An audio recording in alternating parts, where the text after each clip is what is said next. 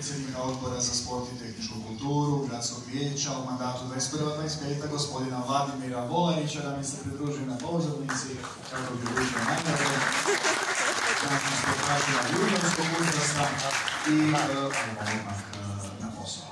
Najuspješniji sportaš u 2024. godini, junior, član je boćarskog kluba Sveti Jakov, četvorostruki prvak Hrvatske, pojedinačno i ekipno, svjetski prvak i osvajač brončanog odličja na svjetskom prvenstvu. On zna koji je ona, ako izvučno ne znate, on je Adrian Šipek.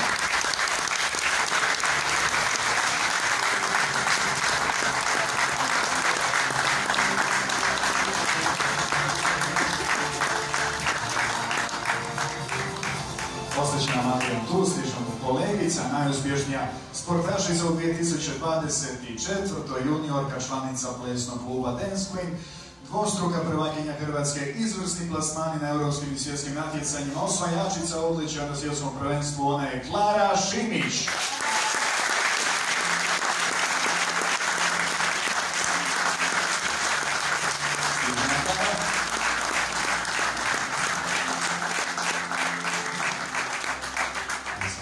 Ovoga trenutka koja je to najuspješnija muška juniorska ekipa u 24. Sastav te ekipe su Adrian Šipek, Leon Brnić, Luka Tus, Luka Tomić, Petar Sakić, Marcelić i Matej Brnić. Prvaci su Hrvatske europsko ljudsko prvenstvo u 18. godini, treće mjesto boćarski klub Sveti Jakov Japanovo.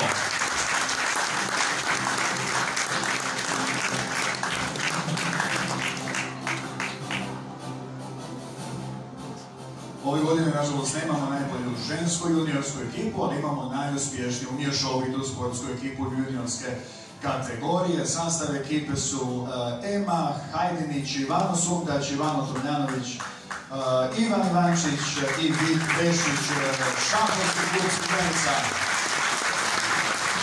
Četvrto mjesto u prvoj juniorskoj ligi iz Kraljeva.